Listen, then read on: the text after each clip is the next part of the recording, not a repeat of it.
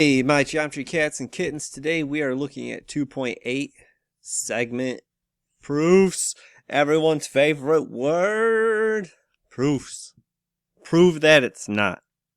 Okay, I'm sorry. That's a real aggressive intro. Alright, review of these properties. We talked about them the last 2 days. Y'all know what they are. And if you don't, there's tutoring, win time.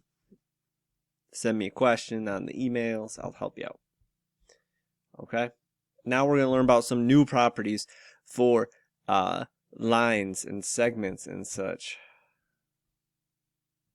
Okay, so let's get to the new. First one we're going to talk about is reflexive. Now, reflexive makes me think of a mirror. You have a mirror, and when you look at the mirror, what do you see on the other side? An exact copy of you. If you don't, you're in a horror movie, and you need to get away from that mirror. I digress. But yeah, these are both the same size person. They are the same person. So, reflexive says if I have AB is congruent to, it's looking at a mirror, and what does it see? Itself. This seems like a silly one, but we're going to use it a ton when we get to triangle proofs. Not even proofs per se, but just to tell whether or not triangles are congruent.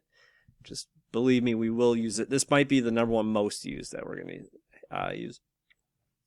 We go from the most used to the one we're going to use the least. What the symmetric says is if I have like A is congruent, I guess we got to do congruence. So if AB, if some segment is congruent to CD, then symmetry, I can flip it. I hate it when these show up in proofs because this is a wild property that shouldn't be used. It's just saying if x equals 2, then 2 equals x. Remember that equivalence and congruence is you can flip it and it will stay the same. Alright, so that one's not used a whole lot. Transitive, we're going to use a decent amount. But I'll be honest, you can actually use substitution majority of the time instead of transitive, or use transitive for substitution. Technically, you should use substitution once in equality, and transitive if it's dealing with, well, I guess you can use transitive with equality instead of the other one as well, but if it's congruence, you should probably use transitive. And that's just saying if I have AB, it's like a choo-choo train, is congruent to CD. That's a D, not a B. B. Okay. And dang it. And CD is congruent to EF. Well, think about this. If AB is congruent to CD, and CD is congruent to EF, if AB is 5, and CD is 5, then EF is 5. So basically, the transitive is kind of like the law of syllogism that we just talked about too, where, I have AB is congruent to CD, C is congruent to EF, so really AB is congruent to EF. We got a train car hooked up to the second car, and the second car is hooked up to the third car. So because they're all hooked together, AB is also hooked onto EF, or the first car and the last car are all hooked together. They're all congruent. Okay? Okay.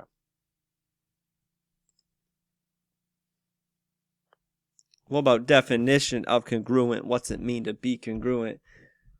Alright, so that's not gonna work there, buddo. Alright. So if AB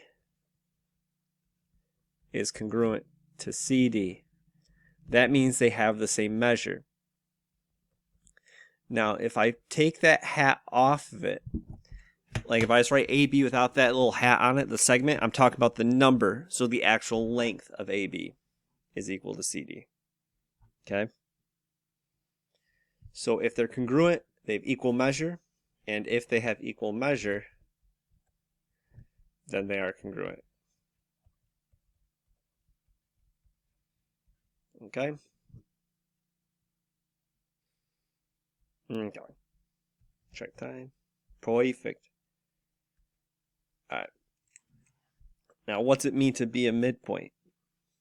Good question. M is the midpoint of AB. midpoint means middle. So it means AM is congruent to MB. So I'm going to set those two pieces equal to each other. This one comes up quite a bit, actually. I could have said MB is congruent to AB or AM by the symmetric. All right. Now for one of the most important ones.